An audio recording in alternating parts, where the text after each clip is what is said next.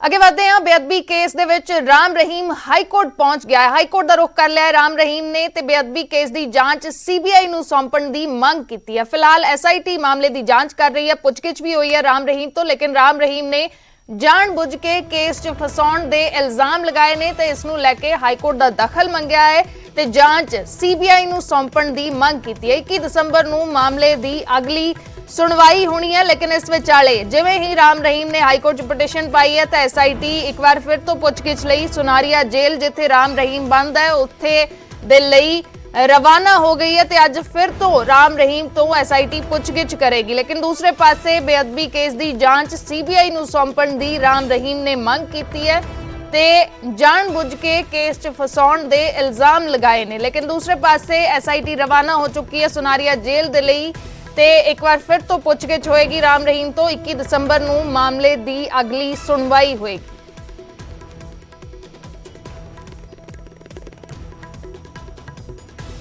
ਬੇਅਦਬੀ ਮਾਮਲੇ ਦੇ ਵਿੱਚ ਪਹਿਲੀ ਵਾਰ ਰਾਮ ਰਹੀਮ ਤੋਂ ਪੁੱਛਗਿੱਛ ਹੋਈ ਸੀ ਤੇ ਉਸ ਤੋਂ ਬਾਅਦ ਹੁਣ ਰਾਮ ਰਹੀਮ ਨੇ ਹਾਈ ਕੋਰਟ ਦਾ ਰੁਖ ਕੀਤਾ ਹੈ। ਹਾਈ ਕੋਰਟ ਦਾ ਦਖਲ ਮੰਗਿਆ ਹੈ, ਕਿਹਾ ਹੈ ਕਿ ਜਾਂਚ ਸੀਬੀਆਈ ਨੂੰ ਸੌਂਪੀ ਜਾਵੇ।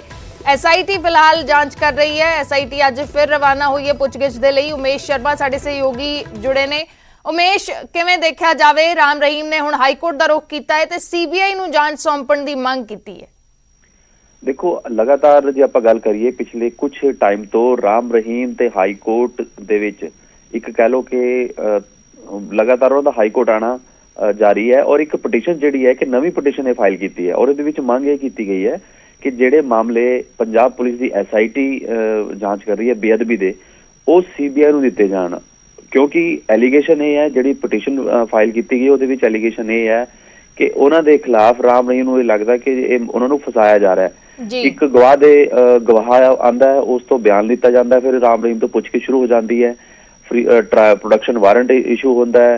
हालांकि कोर्ट ने फरीदकोट लैण वास्ते मना करता सी, लेकिन सुनारिया जेल विच पहला पुछगिछ करनगे एसआईटी हुण फिर पुछगिछ कर रही है। तो एक पटिशन फाइल की गई है, लेकिन हाई कोर्ट ने पटिशन की जिहड़ी सुनवाई है वो 21 दसंबर तक टालती है, क्योंकि उहदे विच कोई नोटिस नहीं इशू होया पंजाब सरकार नूं और ना होर पार्टियां नूं। 21 दसंबर तक वो टाल दी गई है। लेकिन पटिशन का एक होर पॉइंट अहम है कि सीबीआई नूं जांच देना वो भी एक अहम कड़ी है, क्योंकि तुहानूं याद होना अर्शी कि जदों ये विधान सभा प्रस्ताव होया सीगा कि असीं और कोर्ट विच भी गए सीगे पंजाब सरकार कि सीबीआई तो जांच वापस लीती जावे और वापस मिल भी गई सी पंजाब सरकार नूं, तां ही एसआईटी जिहड़ी हैगी है वो बेअदबी मामले की जांच कर रही है। लेकिन हुण राम रहीम दा यह कहना कि वापस सीबीआई नूं दित्ती जावे। हुण अगे देखना होएगा कि 21 दसंबर नूं जदों कोर्ट विच यह मामला आएगा कोर्ट दा की रुख रहेगा। जी शुक्रिया उमेश पूरी जानकारी दे लई। तां एसआईटी फिलहाल इस मामले की जांच कर रही है। सब तो वड्डा असीं कह सकते हैं कि इस वेले मसला पंजाब दे विच बनया होया बेअदबी केस नूं लैके सब तो ज्यादा घमसान चर्चा जिहड़ी है पंजाब दे विच छिड़ी हुई है। ते इस विचाले राम रहीम तो पहली बार इस केस दे विच पुछगिछ कीती गई सी पिछले दिनां दे विच।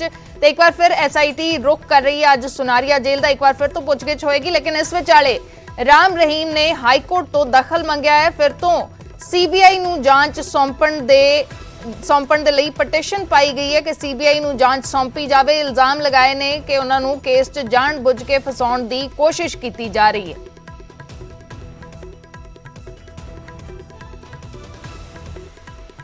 राम रहीम दे हाई कोर्ट च पहुंचते ही एसआईटी भी एक्शन दे विच आ गई है ते अज फिर राम रहीम तो एसआईटी दे वल्लों पुछगिछ कीती जाएगी। सुनारिया जेल दे लई एसआईटी दी टीम रवाना हो चुकी है। बेअदबी केस दे विच एक बार फिर तो ये दूसरी बार होएगा, एक बार फिर तो सवाल जवाब राम रहीम तो कीते जाणगे। पहला भी एक बार सवाल जवाब हो चुके ने, काफी वड्डे ते अहम सवाल कीते गए सी ते एक बार फिर तो हुण पुछगिछ कीती जाएगी। नपिंदर बराड़ साडे ब्यूरो चीफ जुड़े ने। नपिंदर, किन्नी क देर दे विच सुनारिया जेल एसआईटी दी टीम पहुंचेगी? देखो 9:30 बजे जी सेट है वो पहुंच जाएगी सुनारिया जेल, और उस तो बाद थोड़ा प्रोसैस होंदा, फॉर्मेलिटीज होंदियां ने, वो पूरी करने तो बाद लगता है कि 10:15 बजे राम रहीम तो पुछगिछ जी वो शुरू हो जाएगी।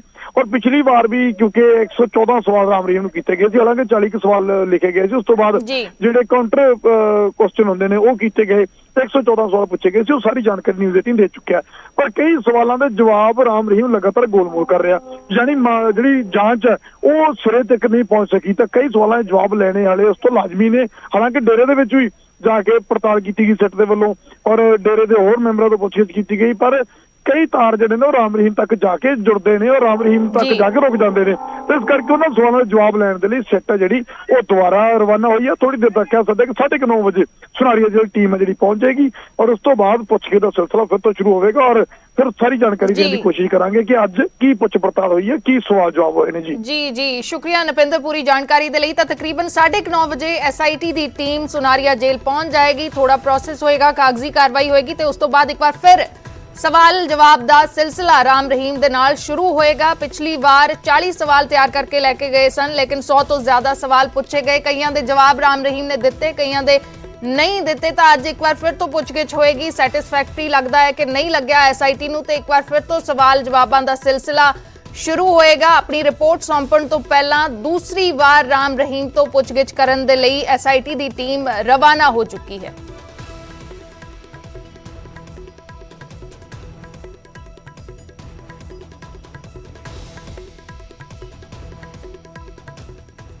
ਤੇ ਫਿਲਹਾਲ ਇੱਕ ਛੋਟੇ ਜਿਹੇ ਬ੍ਰੇਕ ਦੇ ਲਈ ਰੁਕਦੇ ਹਾਂ।